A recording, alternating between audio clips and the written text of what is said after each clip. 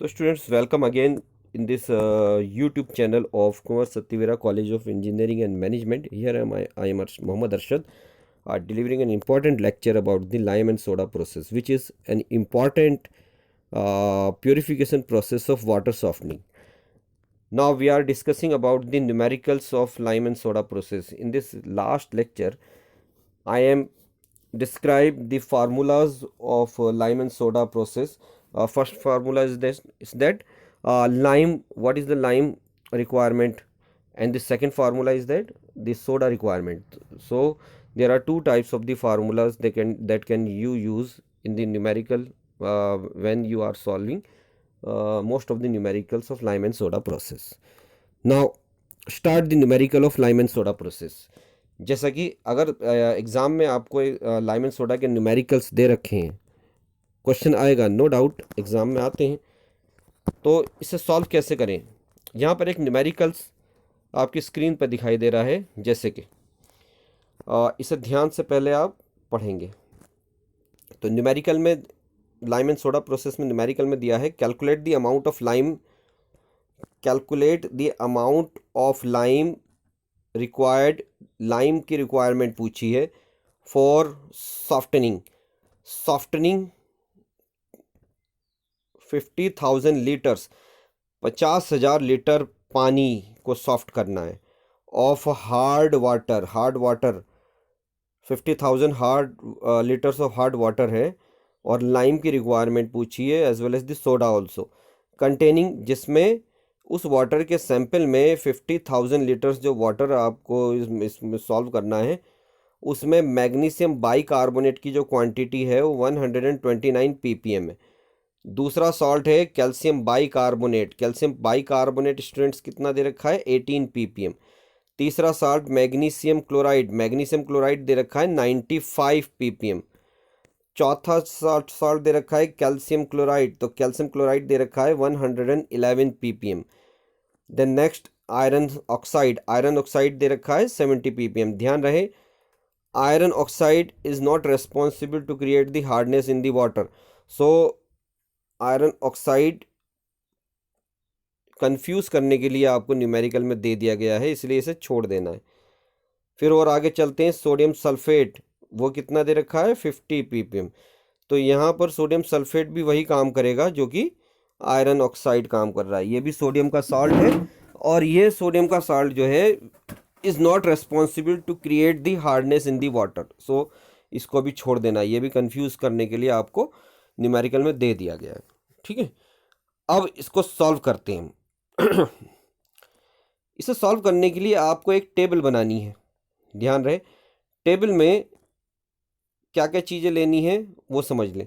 देखिए टेबल में name of the salt लेंगे, उस सॉल्ट का मॉलिक्यूलर वेट कितना है वो आपको लिखना है, फिर क्वांटिटी कितनी दे रखी है उस सॉल्ट की वो लिखनी है, और फिर हार्डनेस का सिंपल सा फार्मूला है वो लगाना है और सॉल्व करना है। तो पहला जो सॉल्ट है इसमें वो क्या है, तो फर्स्ट सॉल्ट है मैग्नीशियम बाइकार्बोनेट। तो मैग्नीशियम बाइकार्बोनेट कितना दे रखा है 129 ppm। Weight of the salt कितना दे रखा है मिलीग्राम पर लीटर, तो ये ppm या मिलीग्राम पर लीटर में क्वांटिटी दे रखी है। अच्छा, क्या मैग्नीशियम बाइकार्बोनेट का जो मॉलिक्यूलर वेट होता है वो कितना है 146 होता है। यह आपको कैलकुलेट करना होगा, और अगर याद नहीं है तो आप अपना ये कैलकुलेट करके लिख सकते हैं। सेकंड इसमें जो सॉल्ट है वो है कैल्शियम बाइकार्बोनेट। इसकी क्वांटिटी कितनी दे रखी है वाटर में, वो 18 ppm दे रखी है, और इसका मॉलिक्यूलर वेट कितना दे रखा है, कितना होता है 162 यूनिट होता है। देन आफ्टर मैग्नीशियम क्लोराइड की जो क्वांटिटी दे रखी है वो 95 ppm है, यानी कि weight of the given salt, और इसका ये मॉलिक्यूलर वेट होता है 95 यूनिट। ठीक है, इसके बाद में कैल्शियम क्लोराइड है जिसकी वेट कितना दे रखा है 111, और इसका मॉलिक्यूलर वेट 111 होता है। अगर आपको मॉलिक्यूलर वेट का पता ना हो ये तो कैसे निकालेंगे, देखिए एक मैं आपको सॉल्व करके दिखा देता हूँ। सपोज़ मैग्नीशियम बाइकार्बोनेट का आपको मैग्नीशियम बाई कार्बोनेट का मोलिकुलर वेट निकालना है, तो MgHCO3 होल ट्वाइस। इसमें मैग्नीशियम एक है, हाइड्रोजन इसमें 2 एटम हैं, कार्बन इसमें 2 एटम्स हैं, ऑक्सीजन इसमें 3 2 जा 6 एटम है। तो इसको सॉल्व करेंगे। मैग्नीशियम का होता है 24 यूनिट एटॉमिक मास, हाइड्रोजन का होता है 2 यूनिट, कार्बन का होता है 6 यूनिट, तो 2 इंटू 12 यूनिट होता है, सॉरी, और ऑक्सीजन का होता है 16 यूनिट। तो सबको प्लस करें हम, 24 प्लस 2 प्लस 24 प्लस 96, इस तरह से सबको अगर प्लस करते हैं तो 162 आ जाता है। ठीक है, तो यहाँ पर वो 146 आ जाता है। तो यहाँ पर मैग्नीशियम बाई कार्बोनेट का मोलिकुलर वेट कितना आ गया, 146। अब इसको सॉल्व करते हैं हम। एक सिंपल सा फार्मूला यूज़ करेंगे हम, और इसकी हार्डनेस हम निकालेंगे कैलकुलेट करके। तो हार्डनेस का फार्मूला क्या है स्टूडेंट्स? तो हार्डनेस का फार्मूला है, ये भी सिंपल सा फार्मूला है, 100 divide by molecular weight into weight of the salt.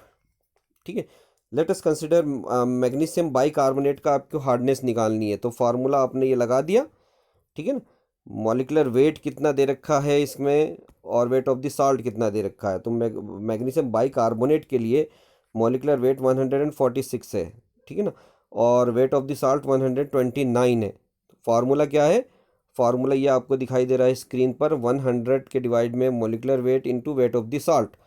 ठीक है, तो 100 तो फिक्स रहेगा, मॉलिकुलर वेट रखेंगे, मॉलिकुलर वेट कितना है 146, देखो यहाँ पर लिखा है 146, तो उठाकर यहाँ रख देंगे, into weight of the salt into multiply करके वेट ऑफ द साल्ट लिख दिया 129। जब इसको सॉल्व करेंगे तो 88.55 ppm निकल कर आ जाएगा। इसी तरह से कैल्शियम बाई कार्बोनेट का मॉलिकुलर वेट जो होता है 162 होता है, और वेट ऑफ द साल्ट है 18 यूनिट। ठीक है, तो 100 डिवाइड बाई 162 इंटू 18, ये आ जाएगा 11.11 ppm। इसी तरह से मैग्नीशियम क्लोराइड को सॉल्व करेंगे तो ये आ जाएगा 100 यूनिट, और कैल्शियम क्लोराइड के लिए ये आ जाएगा 100 ppm। तो यहाँ पर कितने साल्ट निकल कर आए? 4 साल्ट। ये 4 साल्ट हमने क्यों लिए, देखो यहाँ पर चेक करते हैं हमने क्या क्या चीज़ें छोड़ी। तो वाटर टोटल है 50,000 लीटर है, और साल्ट है एक, तो मैग्नीशियम बाई कार्बोनेट इसे हमने सॉल्व कर लिया, एक है कैल्शियम बाई कार्बोनेट इसे सॉल्व कर लिया हमने, एक मैग्नीशियम क्लोराइड इसे सॉल्व कर लिया, एक कैल्शियम क्लोराइड इसे सॉल्व कर लिया। अब इसमें हमने आयरन ऑक्साइड छोड़ा और सोडियम सल्फेट छोड़ा। क्यों छोड़ा? क्योंकि ये हार्डनेस को क्रिएट नहीं करते, और बाकी सब हमने लिख लिया। अब यहाँ पर आपकी हार्डनेस सारी निकल कर आ गई, ये दिख रही है हार्डनेस आपको, ठीक है ना। तो लाइम और सोडा के लिए लाइम क्या क्या रिमूव करेगा और सोडा क्या क्या रिमूव करेगा, देखो ध्यान रखें, लाइम परमानेंट टेम्परेरी हार्डनेस दोनों ही रिमूव करता है, कैल्शियम और मैग्नीशियम की।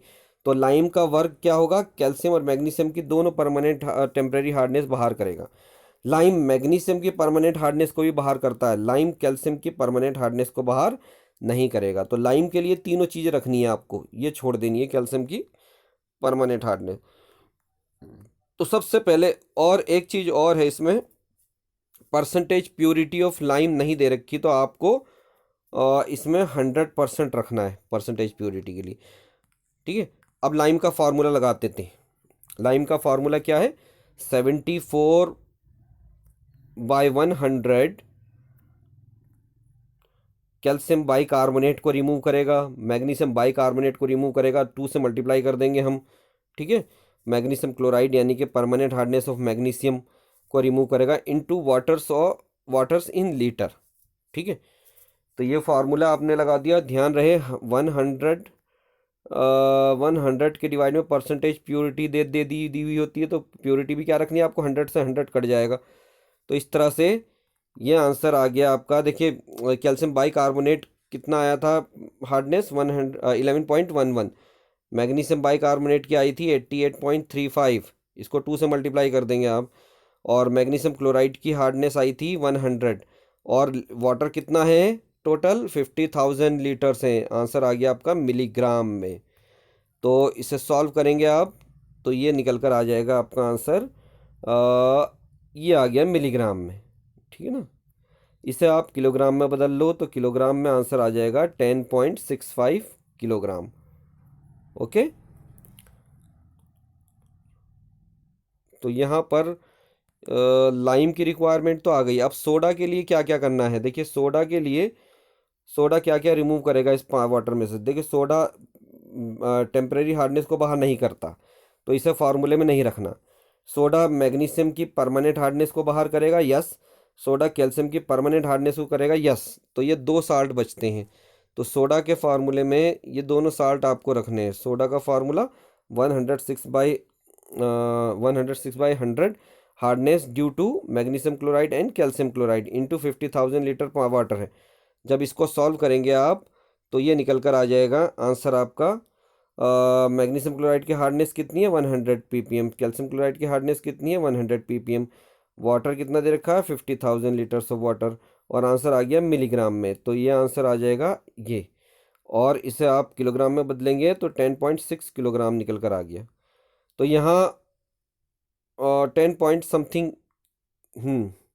तो यहाँ सोडे की क्वांटिटी तो ये आई निकल के 10.65, और लाइम, वो लाइम की क्वांटिटी आई 10.65, जबकि सोडा की आ गई 10.6 किलोग्राम। तो इस तरह से ये न्यूमेरिकल सॉल्व होकर सॉल्व किया जाता है लाइम एंड सोडा का। तो स्टूडेंट्स आपको ध्यान रखना होगा कि जो भी साल्ट दे रखा है सबसे पहले आपको ये चेक करना होता है कि उस न्यूमेरिकल में कौन कौन से साल्ट दे रखे हैं वाटर के अंदर, और उसमें से हमें लाइम और सोडा के लिए कौन कौन से रखने के लिए अलग से छटेंगे, सोडा के लिए अलग से छटेंगे। और कोई बहुत से साल्ट ऐसे दे रखे होते हैं जो ना तो लाइम में यूज़ करने ना सोडा में यूज़ करने, जैसा कि अभी ऊपर वाले न्यूमेरिकल में आयरन ऑक्साइड दे दिया था, ठीक है, Fe2O3 दे दिया था, और Na2SO4 सोडियम सल्फेट दे दिया था। तो इन्हें हमने छोड़ दिया क्योंकि ये हार्डनेस क्रिएटिंग साल्ट नहीं है, इसलिए इसे छोड़ देंगे, ठीक है। अगर ये Fe2O3 नहीं होता और इसकी जगह अगर ये होता Fe2SO4 whole thrice iron sulphate, तो ये रेस्पॉन्सिबल होता हार्डनेस क्रिएट करने के लिए, ठीक है। तो इसे लेते फिर आप। तो इस तरह से न्यूमेरिकल सॉल्व करते वक्त बहुत सारी बातों का ध्यान रखना है आपको। तो यहाँ ये न्यूमेरिकल का एक कैसे आप सॉल्व करना है आपको हार्डनेस लाइम एंड सोडा के प्रोसेस में न्यूमेरिकल को ज़्यादा से ज़्यादा न्यूमेरिकल आप देखें और आगे इसे सॉल्व करने की कोशिश करें।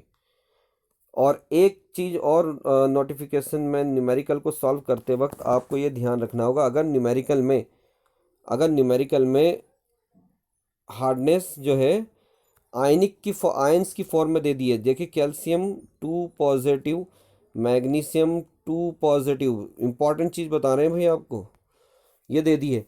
तो इसे आप टेम्परेरी हार्डनेस कंसिडर ना करें, इसे आप परमानेंट हार्डनेस कंसिडर करके चलेंगे। ये परमानेंट हार्डनेस ऑफ कैल्शियम है, ये permanent hardness of magnesium consider करेंगे आप, ठीक है ना। अगर न्यूमेरिकल में सिर्फ और सिर्फ बाइकार्बोनेट साथ में दिया हुआ है तब ये कंडीशन लागू होगी। तो बाइकार्बोनेट दे रखा है तो ये टेम्परेरी हार्डनेस कहलाएगी। ये क्या कहलाएगी, टेम्परेरी हार्डनेस। न्यूमेरिकल में अगर खाली बाइकार्बोनेट दे रखा है तो इसका मॉलिक्यूलर वेट आपको 122 यूनिट रखना है, ठीक है। 61 यूनिट नहीं रखना, क्योंकि बाइकार्बोनेट जो होता है वाटर में डबल आयनिक फॉर्म में होता है।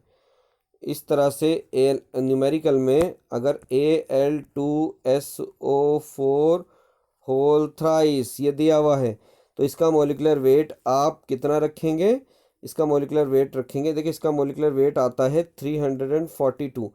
तो न्यूमेरिकल में इसका मॉलिक्यूलर वेट रखना है आपको 114 यूनिट। एक 342 नहीं रखना आपको, बल्कि कितना रखना है, क्योंकि इतना ही पार्ट ये रिस्पॉन्सिबल होता है वाटर के अंदर। Thank you of all.